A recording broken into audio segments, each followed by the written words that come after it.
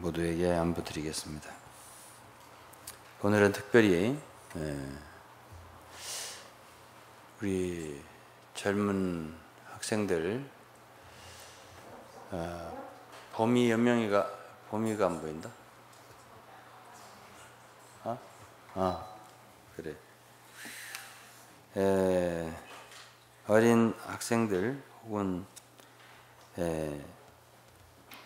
초신자라고 생각되는 분들, 아직 성경이 충분히 이해되지 않고 계신 분들, 이런 분들을 위해서 말씀을 준비했습니다.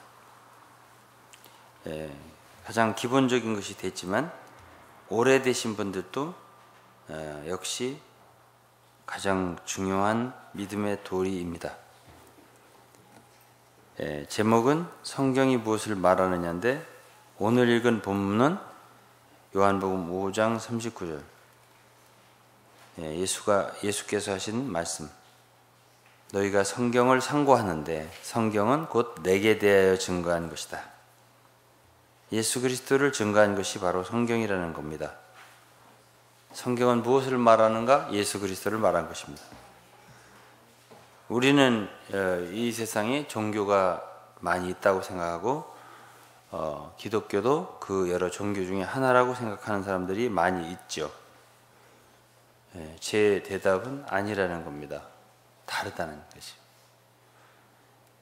다른 종교, 가령 불교다, 또 회교다, 마호멧, 그 다음에 공자, 유교다. 그 외에도 인도의 조로아스터 또는 무슨 그 외의 종교들이 있어요. 근데 뭐가 다르냐? 다른 것들은 무엇에 중점이 있냐면 가르침, 영어로 teaching, 교리, 가르침이 중점이에요. 유교에 가르침이 없다, 그러면 의미가 없는 거예요. 공자님의 가르침이 없다, 유교의 의미는 뭔가? 공자 자신에 대해서는 그렇게 중요하지 않아요. 공자가 훌륭한 사람이 아니라는 게 아니라 공자 자신에 대해서는 유교가 성립되기 위해서 중요한 요인이 아니다 그 말이에요. 공자가 남긴 건 그의 가르침이란 말이죠. 효는 뭐냐, 뭐는 뭐냐, 이런 가르침이 중요해요. 석가모니도 마찬가지예요. 석가모니 자신을 알아야 된다. 그가 과연 누군가, 이건 그리 중요하지 않아요. 석가모니가 남긴 가르침이 중요해요. 뭘 말했나 그가. 마음을 비워라, 이런 얘기가 많잖아요, 불교에. 그런 얘기가 이제 석가모니가 주장한 가르침들이죠.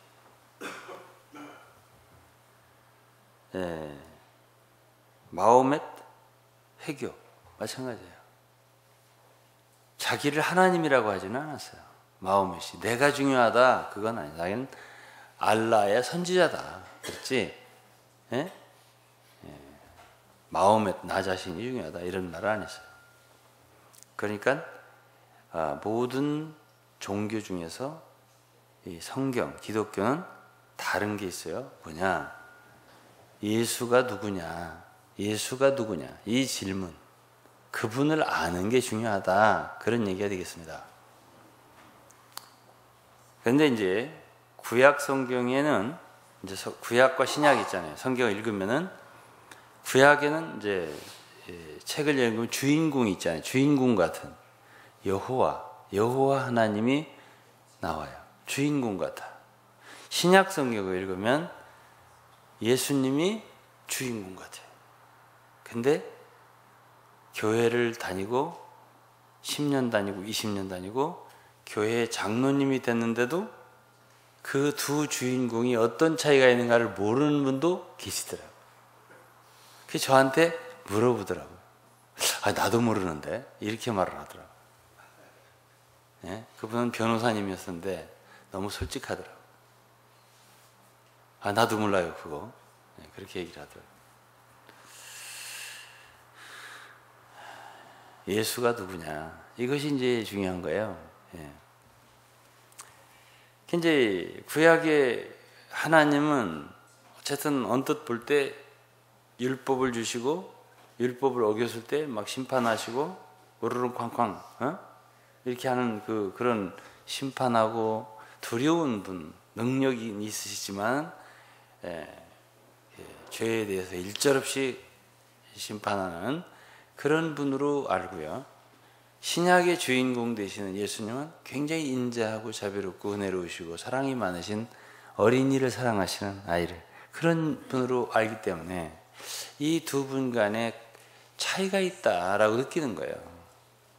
어떻게 이게 다르냐. 그래가지고 오해를 크게 한 사람들이 유대인들이었고, 유대인들 앞에 예수님이 나타났을 때 내가 하나님의 아들이라고 그러니까는 굉장히 속상했어요. 그래가지고 결국 십자가에 결국 죽게 했잖아요. 돌아가셨잖아요. 거기서 오해에서 비롯되는 거라고 생각을 합니다. 모르니까. 결국 성경이 중요시하는 것은 예수가 누구냐를 아는 거예요. 아는 거. 그게 제일 중요한 거예요. 가르침이 뭐냐? 그건 그 다음 문제고 그분이 누군가를 아는 것이 중요한 거예요. 그런 종교가 어디 있어요? 알면 끝나. 알면 영생을 얻어요. 알면 해결이 되는 거예요. 알면은 그리스도인이 되는 거예요. 그런 게 어디 있어요? 그런 교회가 어디 있어요? 석가모니를 알면 불교인이 됩니까? 안 되잖아요. 공자를 알면 유교인이 되는 거예요? 그건 다른 거거든요. 전혀 세계가 다른 거예요.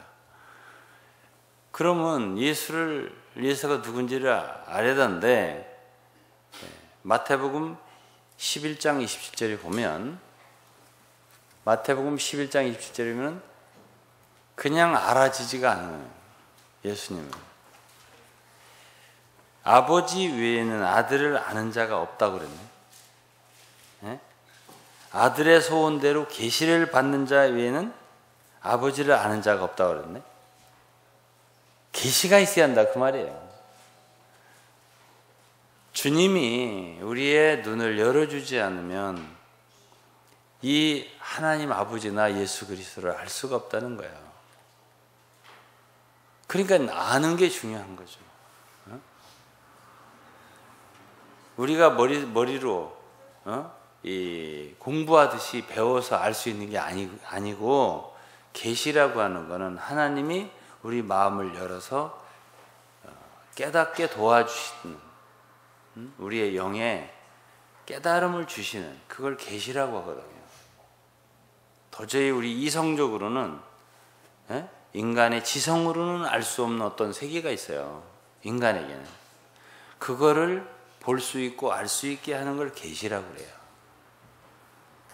그거는 차원이 다른 거기 때문에 인간은 그게 돼요. 인간은 영이 있고요. 이 세상의 지성적인 이성적인 차원을 넘어선 그 깨달음을 받을 수 있는 존재가 인간이에요. 그걸 계시라고 그래요. 영어로 revelation. 그러니까 기독교는 계시의 종교예요. 계시가 없어. 그냥 사람의 이해와 지성, 추측, 영어로 conjecture, 추측하고, comprehension, 이해하고 이런 것들로는 안 되는 거예요. 이거는 우리의 기독교 신앙을 이루지 못해요. 우리는 주님께서 성령으로 우리 속에 알게 해주셔야 돼요. 그래야 우리가 알 수 있어요. 우리가 이렇게 가르치지만 가르치는 게 전부 다가 아니에요. 이러한 가르침 속에서 주님의 도우심으로 여러분들이 알 수가 있어야 돼요. 계시로. 구약 성경도 언뜻 보면 하나님이 그렇게 무서운 것처럼 막 심판하시고 막 이렇게 하는 것 같지만은 계시가 있어서 정말 깊이 있게 되면 구약의 그 하나님의 사랑이나 신약의 예수 그리스도의 사랑이나 같은 걸 알게 돼요. 그래서 그분이 그분이라는 걸 알게 돼요. 이런 질문에 대해서 가장 좋은 답을 줄 수 있는 그 책이 요한복음이에요. 요한복음 1장은 구약의 하나님과 신약의 예수 그리스도를 어떤 관계에 있는가를 알려주는 가장 좋은 키를, 열쇠를 주는 책이에요. 1절은 태초에 말씀이 계시니라 그랬잖아요. 이 말씀이 하나님과 함께 계시니 이 말씀은 곧 하나님이시니라. 이 말씀이 하나님이라 그랬어요. 그리고 14절에 보면 말씀이 육신이 되어 우리 가운데 거하심에, 예? 말씀이 하나님이라 했잖아요. 근데 그 말씀이 육신이 되어서 우리 가운데 거하셨다 그랬잖아요. 그러면 그 말씀이신 하나님, 하나님이 육신이 되신 분이 누구라고요? 예수. 그러니까 하나님과 예수 그리스도는 나눌 수가 없는 거예요. 성경 그렇게 돼 있죠. 그리고 제자들이 뭐라 하냐면 그 다음 구절에 우리가 그 영광을 보니 그랬어요. 우리가 그 영광을 보니 은혜와 진리가 충만하다. 예, 영광을 영어로 글로리라고 그래요. 그 영광이라는 걸 성경에서 신약성에 나오는데 우리는 보통 영광스럽습니다. 초대해 주셔서 영광스럽습니다. 오셔서 자리를 빛내주시고, 예? 영광입니다. 그런 말 쓰죠. 근데 신약 성경에서의 영광이라는 말은 어떤 뜻이냐면 하나님을 나타낸 거예요. 그 영광이에요. 요한복음 2장에 가나의 혼인잔치에 가서 물로 포도주를 만든 사건을 써놓고 요한복음 그 부분 마지막 부분 이것이 예수께서 하나님의 영광을 나타내셨다라고 기록하고 있어요. 그럼 하나님의 영광을 나타내는 게 뭐냐? 이것이 바로 예수께서 사람이잖아요. 사람으로 오셨잖아요. 하나님, 그분이 전능자임을 나타낸 거예요. Expression of God. 하나님의 표현, 그 영광이에요. 하나님이 예수 그리스도를 통해서 나타난 거예요. 그분이 전능성을 나타낸 거예요. 그걸 영광이라고 하는 거예요. Do you understand? 응? 예? 예. 그러니까 한 단어만 알아도 오늘 굉장히 큰 거예요. 한 단어만 제대로 알아도. 성경에서 얘기하고 있는 영광은 하나님을 나타내주는 거예요. 나타내는 거예요. 예수님이 그거를 제자들은 영광이라고. 우리가 그 영광을 보니 무슨 영광을 봤어요? 아, 이 예수가 바로 창조주세. 그래서 요한복음 1장 2절부터 보면 사도 요한은 예수 그리스도가 창조주라는 사실에 대해서 감추지 않았어요. 2절에 뭐라 그러냐면 요한복음 1장 2절이에요. 그가 태초에 하나님과 함께 계셨고 그가 하나님이라 했어요. 그리고 태초에 함께 계신 그분이고 3절에는 만물이 그로 말미암아 지은 바 되었으니 지은 것이 하나도 그가 없이 된 것이 없느니라. 창조주 개념이에요. 예수는 이 땅에 인간으로 오셨는데 그분은 만물이 그로 말미암아 지은 바 됐으니 그가 창조주지 누구예요? 그가 없이는 된 것이 없다는데, 그렇죠? 근데 문제는 이제 1장 29절에 그분은 세상 죄를 지러 온 어린 양으로 오셨어요. 그러다 보니 어때요? 그러다 보니 구약 성경에 보면 이스라엘을 구속할 자라고 구원할 자라고 아주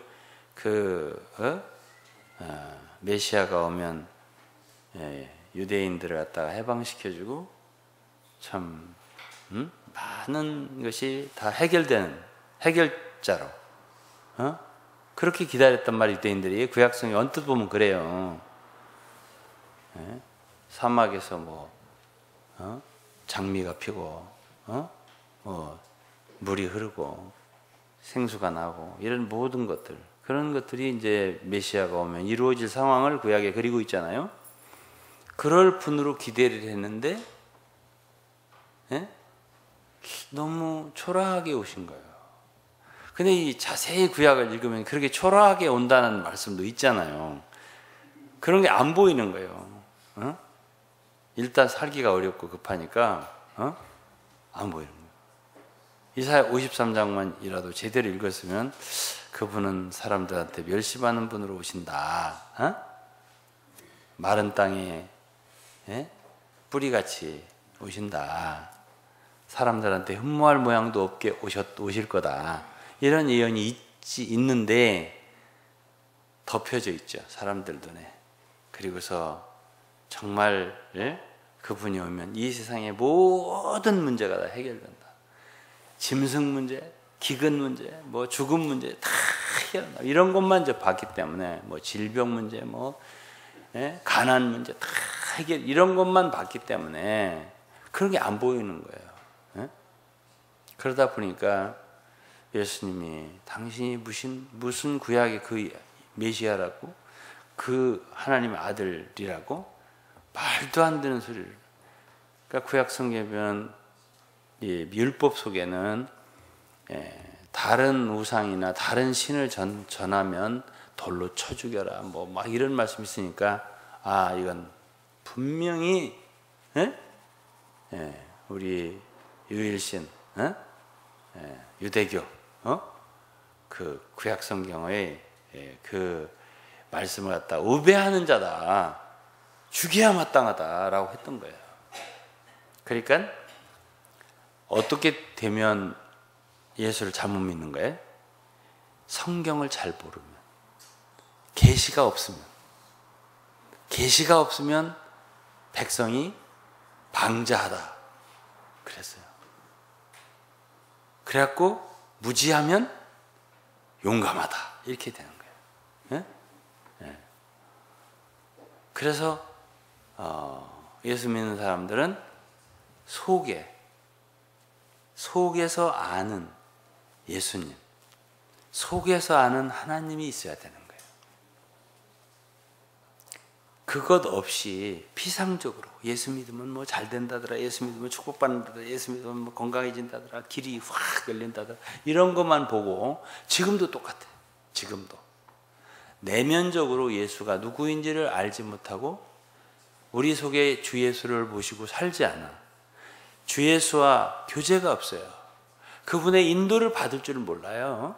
그분과 교제하면서 사귀면서 사는 걸 몰라요. 그분이 살아계신 하나님인데 지금도 우리 안에 살아계시단 말이에요. 그건 몰라. 인격적으로 그분과의 교류가 없어요. 그렇게 하고서 그냥 추상적으로 믿는 그런 모든 신앙자들은 참되게 예수를 믿는 사람 이해를 못하고 오히려 그런 사람들을 핍박하고 그러죠. 지금도 똑같아요. 유대인들만 그런 게 아니라는 얘기죠. 그래서 다시 한번 얘기합니다. 기독교 신앙은 예수가 누군지를 아는 것이 가장 중요한 거예요. 이것이 다른 모든 종교와의 차별을 발생시키는 거예요. 그래서 성경에서 이걸 강조하는 거예요. 그게 누구냐는 거죠. 그래서 2절에는 요한복음 1장 2절 3절에는 그가 결국은 창조주다라고 하는 걸 말해주고 있고요. 1장 18절은 뭐라고 했냐면은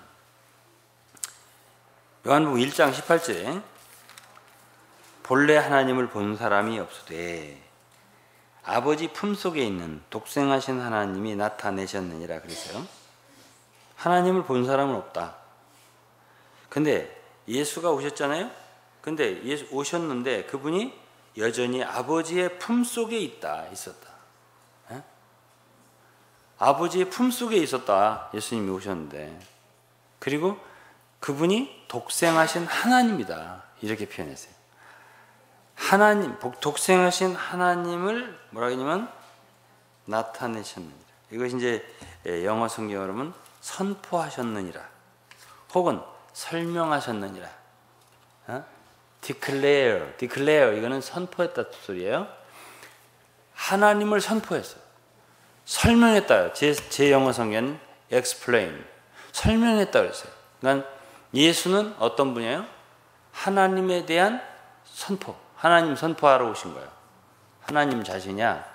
하나님 설명이에요. 하나님을 정의하신 분이요. 예수가 없으면 하나님에 대한 설명이 없어요. 예수가 없으면 하나님에 대한 선언, 선포가 없는 거예요. 그런 분이에요. 그리고 그분은 아버지의 품속에 계셨던 분이다. 그랬습니다. 그 다음은 이제 5절에 보면, 아니 3장에 보면, 3장 13절에 하늘에서 내려온 자, 곧 인자 외에는 하늘에 올라간 자가 없느니라 그랬어요. 니고데모한테 하신 말 중에요. 예수님은 어디서 내려왔냐? 하늘에서 내려왔다 그랬습니다. 이 세상에 어떤 인간도 나는 하늘에서 내려왔다고 말할 수 있는 사람은 없어요. 그분이 그렇게 말했고, 인자 외에는 하늘에 올라간 자가 없느니라 그랬습니다. 이 말이 영어로는 뭐라고 하냐면 인자 외에는 하늘에 올라간 자가 아니라 사실은 even the Son of Man which is in heaven, 지금도 하늘에 있다 그 소리예요. The Son of Man은 which is in heaven이다 이거죠. 하늘에 있는 인자라는 얘기예요. 지금 그러면 예수님은 어디에 계셔요? 니고데모 앞에 땅에 하늘에 내려왔어요. 근데 동시에 지금 여전히 하늘에 있어요. 여러분 두 장소에 동시에 계실 수 있어요? 예? 일산에도 있고 여기 부천 상동에도 와 계실 수 있어요? 그게 가능하지 않아요. 예수는 어떤 분이냐면 이 땅에 오셨는데 인간으로 여전히 아버지의 품속에 있대요. 1장 18절 3장 13절은 하늘로부터 내려왔는데 분명히 나는 여전히 하늘에 있다는 거예요. 이거 이해할 수 있어요? 여러분 이걸 지성적으로 이성적으로 여러분들이 이해할 수 있냐고요. 불가능해요 이게. 5장에서는 아니 3장 하나 더 볼까요? 3장 31절은 그분이 위로부터 오시는 만물 위에 계시고 그랬습니다. 위로부터 오셨다. 그리고 만물 위에 계시다. 굉장히 특별한 말만 쓰신 거예요. 5장에는 베데스다 연못 거기에서 38년 된 병자를 고치시고 유대인들에게 17절 18절 얘기를 하고 있습니다. 예수께서 저희에게 이르시되 내 아버지께서 이제까지 일하시니 나도 일한다. 아버지와 당신을 일치시켜요. 아버지께서 일하시니 이제까지 일하니 나도 일한다. 그러니까 유대인들이 이를 인하여 예수를 죽이고자 했다 그랬습니다. 왜냐하면 하나님을 자기의 친아버지라 하여 자기를 하나님과 동등으로 삼으심으로. 유대인들은 만일 자기를 하나님 아들이다라고 하면 우리의 개념은 아버지가 따로 있고 아들이 따로 있다라고 생각하잖아요. 근데 유대인들은 뭐를 알죠? 구약성경. 구약성경을 많이 읽었단 말이에요. 유대인들은. 그러니까 아들이다 그럼 그게 하나님인 걸 알아요. 이사야서 9장 6절을 읽어보면 구약성경. 그다음 아주 통달한 사람들이니까 한 아기가 우리에게 낳는데 그는 영존하시는 아버지고 한 아들이 우리에게 주어졌는데 그는 전능하신 하나님이다. 아들이면 그게 바로 아버지다라고 알고 있다고요. 그러니까 이 세상에 와서 어떤 사람이 나는 하나님 아들이다. 하나님이라고 하는 소리야. 이렇게 알지 그 사람. 그러니까 자기를 하나님 아버지와 동등되는 걸로 여겼다. 죽여야 된다 이렇게 말해요. 왜? 여기에 또 자기를 하나님이라고 하는, 우리가 믿는 하나님 말고 자기를 또 하나님이라고 하는 사람이 나타났다는 얘기거든요. 그러니까 죽이려고 하는 거죠. 죽이려고 했다고 했잖아요. 예. 그래서 이것을 갖다가 가르치는 것이 뭐라고요? 성경이지. 그러니까 성경은 예수님 무슨 좋은 말을 많이 가르치는 게 중요한 게 아니라 내가 누구냐 그게 중요하다 했다 이거지. 예? 그걸 아는 것이 중요하니까 계속 이 말을 하는 거예요. 또 그 다음에 8장을 보면 또 이제 유대인들하고 대화를 하는데 8장 56절에는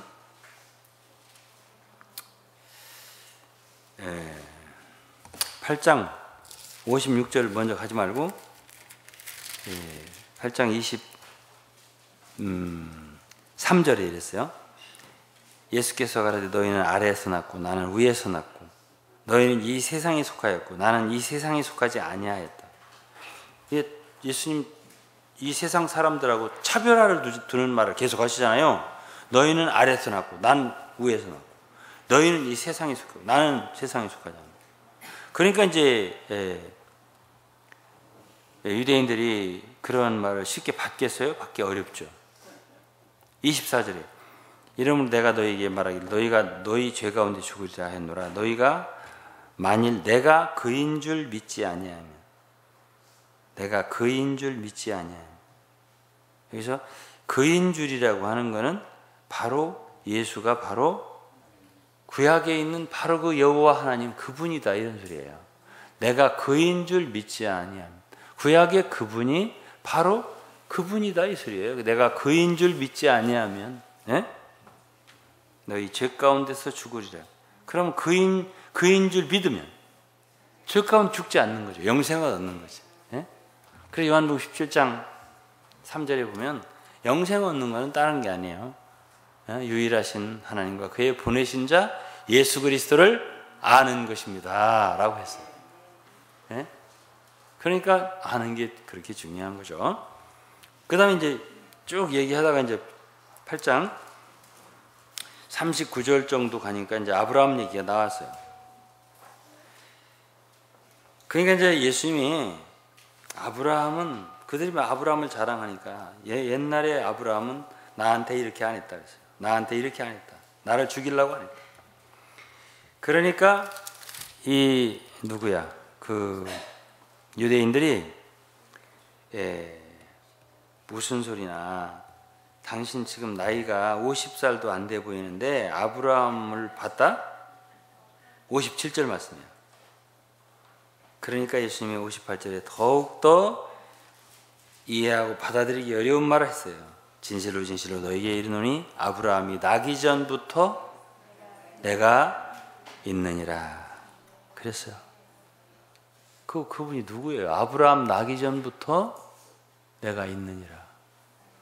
아브라함은 예수님보다 2000년 전 사람이에요. 아브라함 나기 전부터 내가 있느니라. 그러니까 태초에부터 계신 분이라는 말을 요한이 하는 거예요.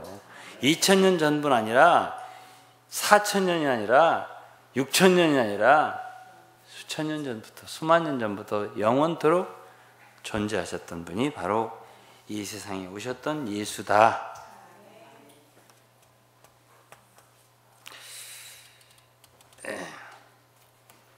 그리고 이제 10장 가면은 30절에 그냥 분명하게 얘기했어요. 나와 아버지는 하나다. 이렇게 말씀하셨어요. 그 뒤에 가면은 14장에 보면 아버지 하고 아들 하니까 빌립이라고 하는 제자가 아버지 좀 한번 보여주십시오. 그렇게 말해요. 아버지 좀 한번 저에게 보여주시면 원이 없겠습니다. 응? 네, 그러니까 예수님이 9절에 이런 말씀하셨어요. 빌립아, 내가 이렇게 오랫동안 너와 함께 있었는데 내가 나를 알지 못하냐? 나를 본 자는 아버지를 보았거늘 어찌하여 아버지를 보여달라 하느냐? 그러면 당신을 보면 아버지를 봤으면 그게 누구예요? 어? 아버지지. 그렇잖아요. 응? 예. 10절은 나는 아버지 안에 있고 아버지는 내 안에 계신 것을 네가 믿지 아니하냐. 나는 아버지 안에 있고 아버지는 내 안에 계시다. 그러면 그 사람이 누구예요? 아버지지. 예? 또 11절에 그랬어요. 내가 아버지 안에 있고 아버지께서 내 안에 계심을 믿으라 그랬습니다. 그렇지 못하겠다 하면 내 행하는 일을 보고 믿어라. 응? 그분이 행한 많은 하나님 아버지가 아니면 행할 수 없는 많은 기적들 역사를 했잖아요. 그걸 보고 믿을 수 있지 않냐. 그걸 아까 제가 뭐라고 했죠? 하나님을 나타내는 거, 영광을 나타냈다고 했잖아요. 그런 많은 기적이 있기 때문에 우리는 예수가 전능하신 하나님이심을 믿을 수가 있는 거예요. 자, 우리는 여기까지만 해도 성경에서 뭘 우리에게 강조하고 있는가를 알 수가 있어야 돼요. 많은 가르침을 주려고, 좋은 가르침을 주려고 하는 책이 아니라 과연 나사렛에서 나사렛 태어난 거 아니야. 베들레헴 태어났지만 나사렛에서 자라신 그 목수의 아들인 예수가 누구냐, 그분이 누구냐, 이것이 성경에서 우리에게 알려주고자 하는 가장 중요한 제목이다 하는 것을 여러분들에게 분명히 알게 해주고 싶은 거예요. 다른 종교와 차이가 있어 없어? 예? 그래도 잘 모르겠다고 하면 내가 길이 없어요.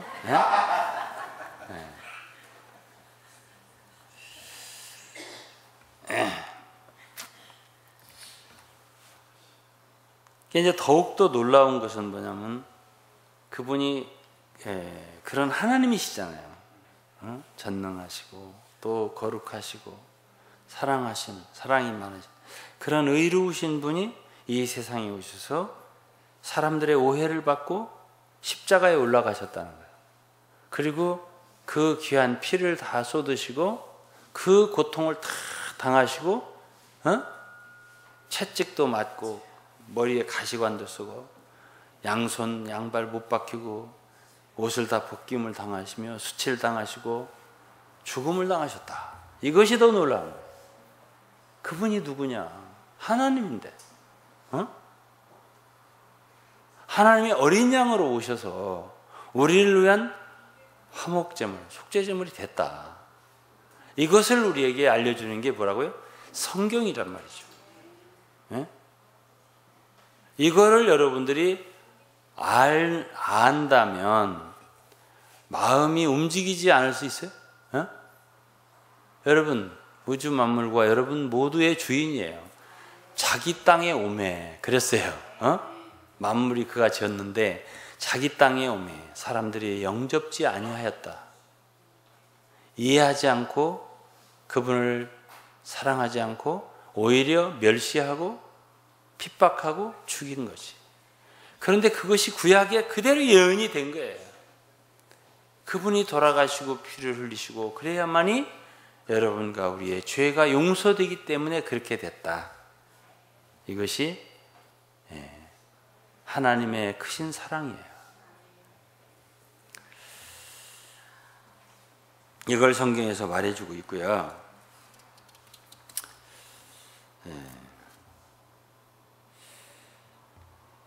두 번째로는 이제 말씀드려주고 싶은 거는 왜 그렇게 하셔야만 했냐면 인간이 타락했기 때문에. 성경이 말해주는 건 사람은 날 때부터 죄인으로 태어났고요. 내가 잘못하고 어릴 때부터 잘해야 되는데 자꾸 잘못해서 죄인이 된 게 아니고 못된 성질을 자꾸 개발해서 된 게 아니고 원래 태어날 때부터 조상부터 아니면은 성경에서는 아담부터 인류의 조상부터 우리가 죄인이 됐기 때문에 한 사람 때문에 죄인이 됐기 때문에 그 죄인이 된 그 상태가 얼마나 참 끔찍하게 타락했는가 하는 걸 말해주는 게 성경이에요. 또 구제 불가능하다. 병으로 말하면 고칠 수 있냐? 고칠 수 있는 환자냐? 이 죄인이 타락한 정도가 이 죄를 갖다 극복할 수 있냐? 인간이 극복할 수 있다고 썼겠어? 없겠다고 썼겠어? 성경에 극복할 수 있는 것처럼 생각하는 사람 많아. 지금 기독교 다니는 교회 다닌다고 하는 사람들 중에 잘하면 극복될 수 있다 이런 가르침을 설교하는 목사님들도 나는 계실 걸로 알고 있어요. 지금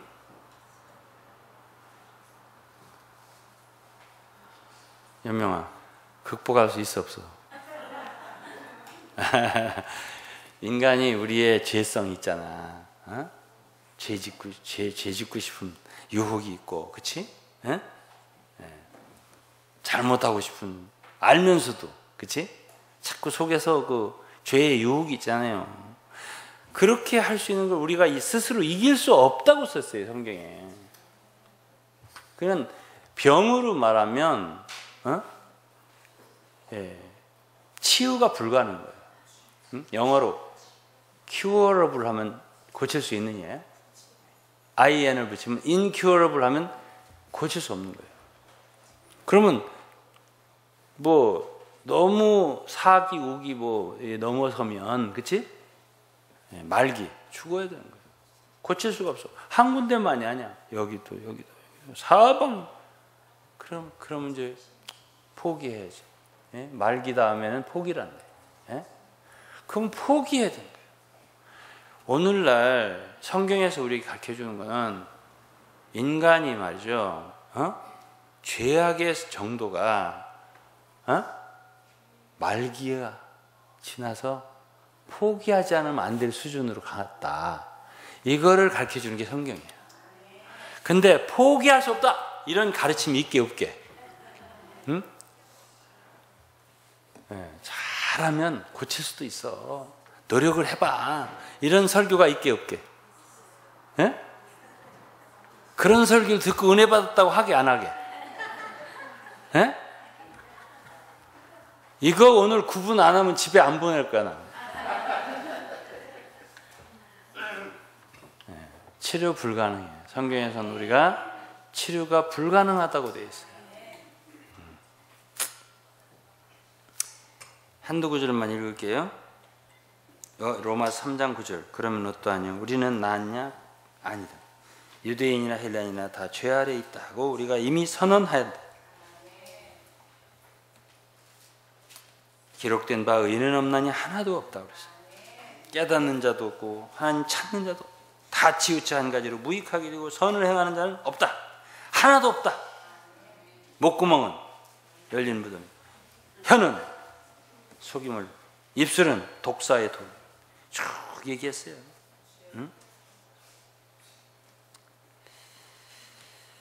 그 발은 피 흘리는 데 빠르다. 로마서 7장 22절은 내 속사람으로는 하나님의 법을 즐거워하되 내 마음속에서 하나님의 법을 따르고자 하는 마음이 있는데 23절 내 지체 속에서 한 다른 법이 내 마음의 법과 싸워 내 지체 속엔 죄의 법 아래로 나를 사로잡아 오는 것을 보는도다. 오호라 나는 곤고한 사람이로다. 이 사망의 몸에서 누가 나를 건져내랴. 아 나는 곤고한 사람. 누가 나를 건져내랴. 내 스스로는 할 수가 없으니까 누군가가 나를 건져내지 않으면 안 된다는 생각이에요. 그러니까 불가능한 거죠. 그러니까 우리는 어떻게 해도 안 되는 죄인이라는 걸 옛날에는 부족한 죄인이라는 얘기를 많이 했어요. 저 어렸을 때 교회 다닐 때 어른 집사님들이 이 부족한 좀 도와주시면 된다는 뜻인데 나중에는 바꿔서 할 수 없는 죄인, 불가능한 죄인. 주여 70%는 되는데 30%가 부족한 죄인을 좀 성령의 힘으로 좀 도와주십시오. 그 성령의 능력은 또 어디서 배워가지고 도와주시면 될 것 같은데 안 되거든. 성령의 감동도 업되는 게 아닌데 이 복음과 성경에 있는 말씀을 제대로 진리를 깨닫지 않으면 그게 소용이 없어. 성령은 진리하고 함께 가. 이 진리의 말씀을 바로 알아야지. 된다 그러니까 나 가능성 있는 사람이야 도와주세요. 안 돼, 안 도와줘. 그건 안 도와줘. 할 수 없다는 걸 안 사람, 그런 사람은 주님을 의지해. 제가 그러니까 수영하다가 제 친구하고 같이 죽을 뻔했다고 얘기했죠. 그거 잡으면 둘 다 죽어요. 그러니까 예수님은 절대 완전히 손을 놓고 저는 길이 없습니다. 이런 사람만 구해주지. 저는 그때 어리석어서 제가 구해주려고 갔다가 나도 죽을 뻔했는데 예수님은 절대 그렇게 안 해요. 손들었습니다. 나는 예수님과 함께 끝났습니다. 나는 내 죄에서 내가 해방될 수가 없어. 난 내 죄 해결할 수가 없어. 하고 완전히 항복한 사람만 하나씩 구원해 준다고. 예? 괜히 알지도 못하고 도와달라고 하지 말아요. 안 되는 거예요. 그건 불가능한 거예요. 응? 가능한 걸 가능하다고 해야지. 예? 자, 이거 분명히 알았죠? 할 수 없는 죄인이에요. 예? 흉악 중에 있는 거예요. 예? 그 다음에 이제 세 번째 성경에서 말해주는 거는 하나님이 선택이 있다는 거야. 예? 어떤 사람이 결국 영생을 얻고 어떤 사람이 하나님 자녀가 되냐, 그걸 얘기해 주는데 하나님은 어쨌든 선택이 있다, 이겁니다. 선택받은 사람의 첫 번째 조상으로 기록된 사람은 아브라함이에요. 아브라함을 하나님이 갈대아우르 위해서 불러내셨습니다. 선택한 사람이지. 그래서 이스라엘 백성은 선택받은 백성입니다. 선택받은 백성들의 대표로 기록한 게 로마서 9장이면 야곱이에요. 로마서 9장 11절에 그 자식들이 그 뱃속에서, 리브가 뱃속에서 둘이 있었어요. 아직 나지도 않고 선이나 악을 행하지도 않았어요. 그때 하나님은 한 사람을 선택했어요. 이게 야곱이에요. 택하심을 따라 되는 하나님의 뜻이 행위로 말미암지 않고 오직 부르신 이 얘기로 말미암아 서게 하려 하사 리브가에게 이르되 큰 자가 어린 자를 섬기리라 하셨나니 기록된 바 내가 야곱은 사랑하고 에서는 미워하였다 하신 것 같으니라. 그런즉 우리가 무슨 말하리요? 하나님께 불의가 있느뇨? 그럴 수 없느니라. 모세에게 이르되 내가 긍휼히 여길 자를 긍휼히 여기고 불쌍히 여길 자를 불쌍히 여기라 하였으니 그런즉 원하는 자로 말미암도 아니요 다른 박질하는 자로 말미암되 오직 긍휼히 여기시는 하나님으로 말미암이니라. 여러분들이 오늘 이렇게 예수님이 누군가를 알고 예수를 알게 돼서 믿게 돼서 그러면 그 사람은 어떤 사람이야? 선택받은 사람인 거예요. 네? 선택을 받았어. 그러면 그 사람은 어떤 사람이야? 축복받은 사람. 왜? 하나님은 그 사람을 어떻게든지 긍휼히 여기고 어떻게든지 사랑하시고 돌본다고요. 야곱이 그렇게 좋지는 않았어요. 형보다 그렇게 착했다거나 정직했다거나 그건 아니에요. 그럼 어쨌든 야곱을 선택했어요. 하나님. 그의 일생을 하나님이 돌보셨어요. 일생을. 응? 그러면 하나님께서 살아계셔서 여러분들 어렸을 때부터 끝날까지 긍휼히 여겨주시고 돌봐주시고 사랑하시고 이렇게 좋아? 아니면 알아서 네, 오소리가 뭐 굴에 들어가 살든지 아니면 뭐 네 쥐가 뭐 고구마 통가리 안에서 살든지 원숭이가 나무에 올라가서 바나나 먹으면서 살든지 네가 알아서 이렇게 하는 게 좋아? 아니면은 끝까지 쉴만한 물가로 인도하여 주시는도다. 어떤 게 좋아? 그런데 택함 받은 사람은 그렇게 한다는 거예요. 그게 성경에 보면 구약서부터 계속 얘기하는 거예요. 택함 받은 이스라엘에 대해서는 어떻게든지 사랑합니다. 막 죄를 져서 심판하시다가도 하나님이 먼저 감동을 해. 너무 마음이 아파. 그러고 또 얘기해요. 내가 반드시 축복하리. 반드시 회복하리. 더 좋은 땅 맛보게 하리라. 계속 그러고 마음이 더 아파하세요. 그래서 하나님은 야곱의 허물을 보지 않는다. 이스라엘의 패역을 보지 않는다. 왜? 택함 받은 자. 택함 받은 사람들에 대해서는 특혜가 너무 많은 게 성경이에요. 그거 어쩔 수 없는 거예요. 여러분 택함 받았으면 여러분들의 일생은 주님 손에 있는 거야. 주님이 여러분들을 일생 끝까지 영원토록 정녕 나를 따르리니 여호와의 집에 영원토록 거하리로다. 여러분들을 끝까지 지키시고 인도하실 것이에요. 마지막, 하나님의 은혜는 너무나 크다는 걸 성경이 기록하고 있습니다. 왜 이렇게 우리 여러분을 위해서 구원하시고 용서하시고 불쌍히 여기시는가? 그거는 하나님은 너무 큰 은혜를 갖고 계셔서 그 은혜를 주시고자 하시는데, 우리가 좋아서 착해서? 아니에요.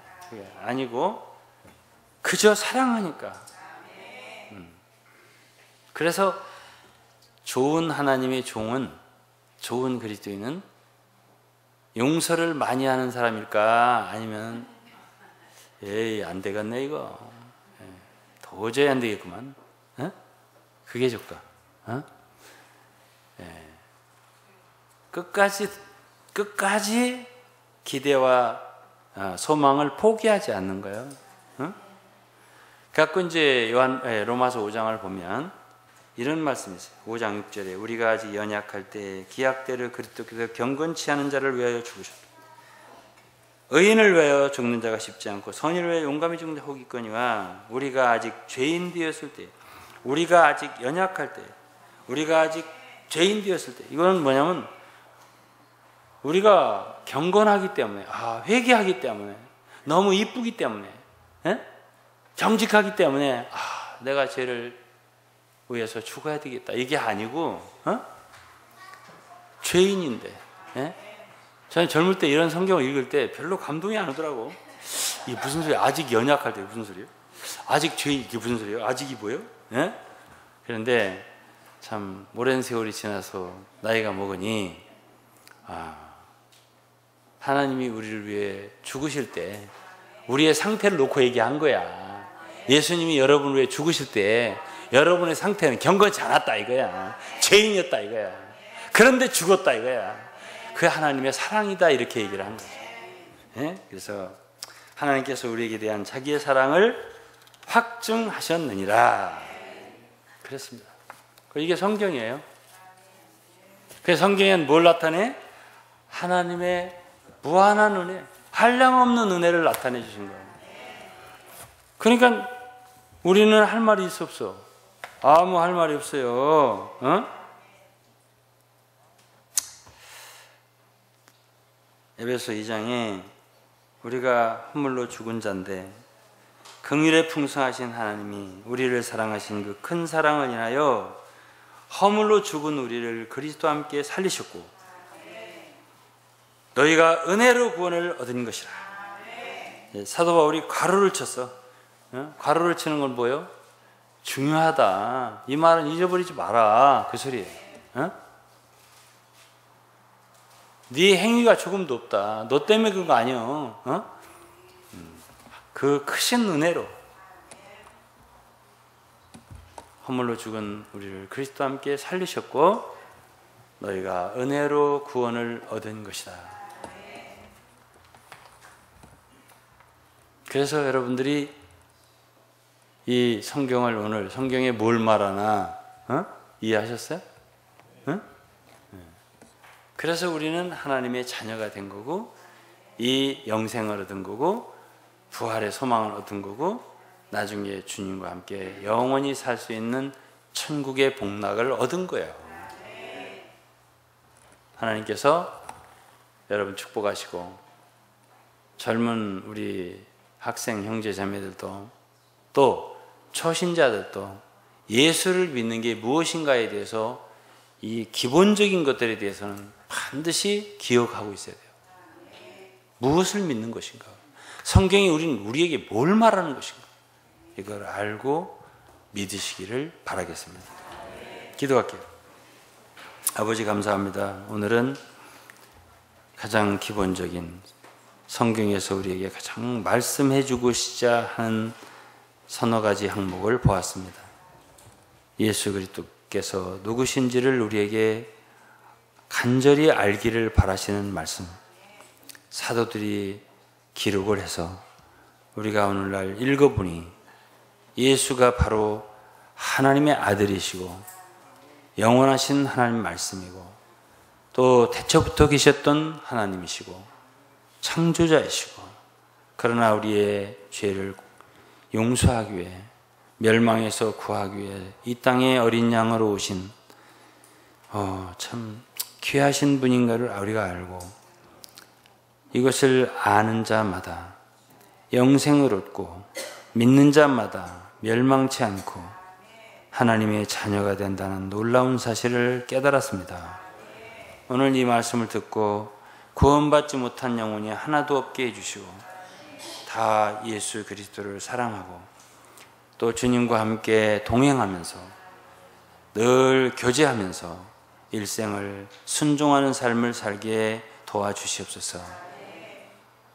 감사와 찬송드리며 예수님의 이름으로 기도드리옵나이다. 아멘.